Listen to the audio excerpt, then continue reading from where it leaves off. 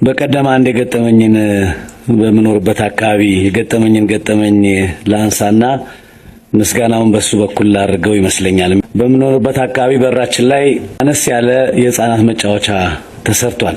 ብዙ ጊዜ ለምሳ ወደ ቤት አልሄድም። እኔ ጠዋትና ማታ ነው በዛ ማልፈውና ከቤታችን አለፍ ብሎ ከምኖርበት ቦታ አንዲት ደካማ ሁለት ልጆች፣ አንድ የምታጠባው አንድ ደግሞ እግር ያወጣ የሚሯሯጥ ልጅ ያላት ሰው አለች። ጠዋትና ማታ ሁሉ ጊዜ እናያታለን። በምሳ ወደ ቤት ሲሄድ ቆምኩኝ ሳላስበው። ለምንድነው እዛች ትንሽ መዝናኛ ቦታ ላይ ልጇን ቁጭ ብላ ያጠባች፣ ትንሹ ልጅ ደግሞ ጨዋታ መንሸራተቻው ላይ ይጫወታል። ብዙ ነገር አሰብኩበት።